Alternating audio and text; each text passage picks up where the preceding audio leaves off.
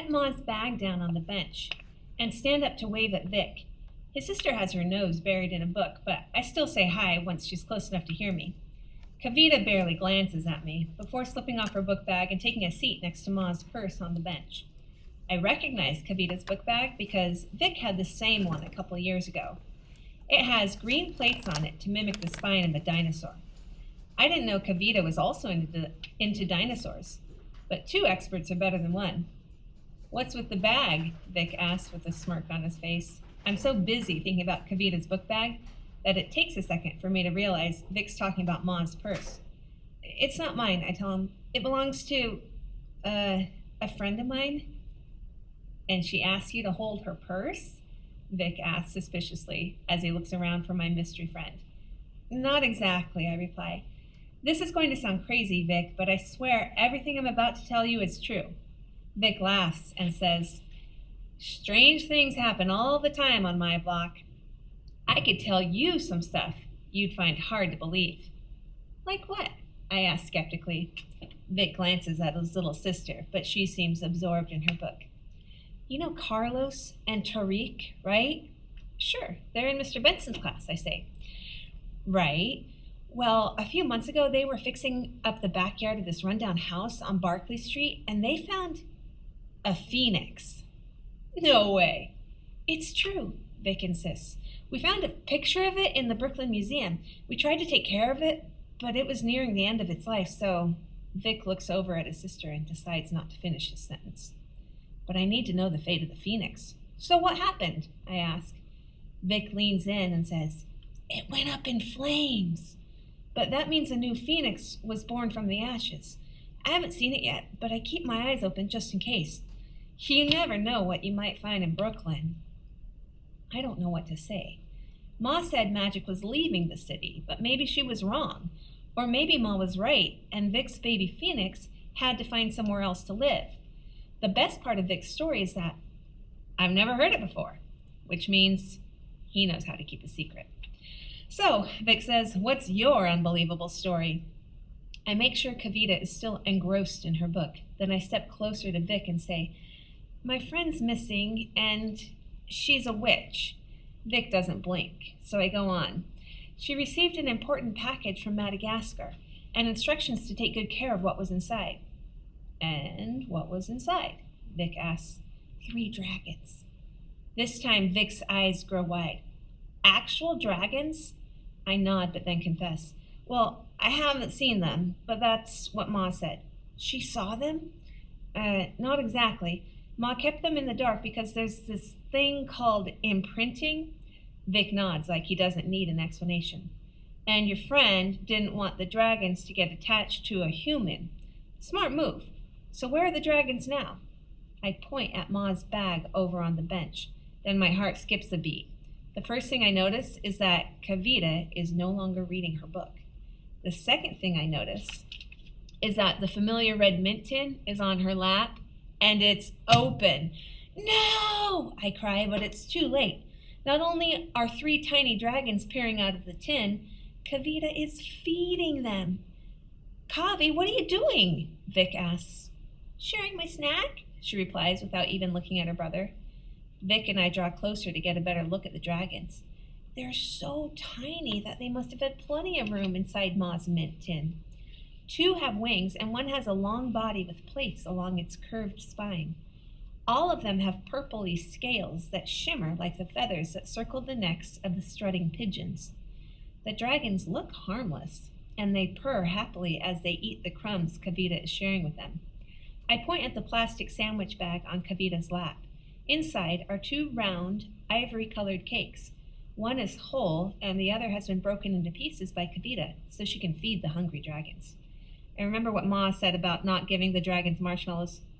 What's in the bag? I ask anxiously. That's pita, Vic explains. My auntie brought us some from her shop in Queens. I've never heard of pita, but the dragons can't get enough of it. Kavita laughs as they nip at her fingers and jostle for more. Ma said newborn dragons love sticky, sweet things, I tell Vic. Then they'll love pita, he says. It's made from milk, sugar, and cardamom. Vic reaches into his sister's bag and takes out the cake that's still whole. A sliced green pistachio nut has been pressed into its center. Vic breaks the cake and hands half of it to me. Try it. Vic pops his half of the pita in his mouth. It takes a small bite at first. I take a small bite at first, but quickly cram the rest in my mouth too. It's so good. For a moment, none of us say a word as we savor the sweet, creamy cake. But as the sugary treat dissolves, I realize we have an even bigger problem now. The dragons are gazing up at Kavita with adoration, and I could be wrong, but it looks like they're a little bit bigger than they were just 5 minutes ago. I don't want to go off on a little girl, so I start with a simple question. Hey, Kavi, how did you find the dragons? I ask. Well, I needed a napkin, so I looked in your purse. It's not my purse, I tell her. It belongs to Ma. Kavi rolls her eyes and says, whatever. I was looking in your mom's purse when I heard something crying, so dragons don't cry, Vic said irritably. How do you know? Kavita asked in a voice that sounds just as annoyed. They sounded sad, so I opened the tin and gave them some of my snack. I looked at Vic, and he looks at me before sighing heavily. I'm guessing this isn't the first time his little sister has caused so much trouble. She might be faking it, but Kavita gives us an innocent look and asks, what's the big deal? You had no right to poke around in Jackson's purse, Vic says angrily. It's not my purse, I remind him. That's right, it belongs to a witch, Vic hisses the last word, and Kavita's eyes grow big. But you meddled with her dragons, and now they think you are their mother, Vic tells her. I don't mind, Kavita says while stroking the wingless dragon under its chin. The two winged dragons get jealous and clamor for her attention, rubbing against her arms like cats. I mind, I exclaim. Then I look around at the people going in and out of the park and realize I need to keep it down. Those dragons aren't supposed to be here, I tell Kavi. They were supposed to be delivered to someone else, but now you've ruined everything. If Kavita feels bad about what she's done, she sure doesn't show it. Vic picks up the red tin and holds it in his palm. Put them back in, Kavi, now, he demands. Kavita frowns. They don't want to stay inside that horrible little tin. It doesn't matter what they want, I cry. They need to stay hidden until we can find Ma and deliver them to the right dimension. Just put them back, Kavi, or I'll tell Mummy you were going through a stranger's bag. That works. Kavi puts all three dragons in her palm and lifts them to her mouth to give each one a kiss. Then she sets them in the tin one by one. But when Vic tries to close the lid, the dragons screech and howl like they're in pain. I snatch the tin from Vic and try to force it shut. Stop! You're hurting them! Kavita cries. Vic sighs and says to me, I think you're going to need a bigger tin, Jax. He's right. Just a few crumbs of pita have led to a dragon growth spurt. We're going to need a larger container. What about the plastic bag? I ask. Let's put them in there for now and zip it up. Vic grabs the bag with the leftover pita from his sister's lap.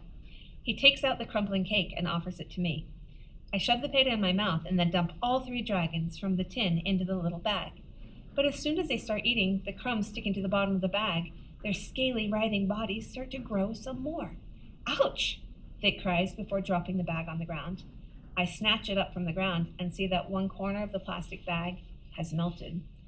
Uh-oh, I say. I think these are fire-breathing dragons. I unzip the bag, and a wisp of smoke rises from the mouth of the wingless dragon. We need something fireproof, Vic suggests. I might have something at home. I shake my head and watch the dragons as they flick their forked pink tongues over the few pita crumbs left in the plastic bag. I don't have time. Trouble's on his way. Vic gives me a funny look. Trouble? That's Ma's replacement, I tell him. You and your sister don't have to stay, Vic. I honestly don't know what's going to happen next. Vic puts a reassuring hand on my shoulder and says, Well, we'll wait with you and find out. What will you do with the dragons? Kavita asks as she gets up from the bench. That's up to Jackson, not you, Vic snaps at his sister.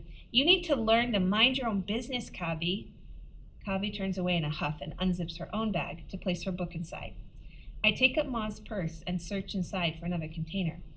When I can't find a suitable replacement for the mint tin, I unzip a side pocket and put the sandwich back inside. Then I close the side pocket and click the latch that holds Ma's purse closed. Sorry about my sister, Vic says. I should have kept a closer eye on her. I turn around and shrug wearily. Don't worry about it, Vic. It's been a crazy kind of day, I tell him. I look up the block and see a tall man with a bushy gray beard and furry gray eyebrows coming our way. And it's not over yet.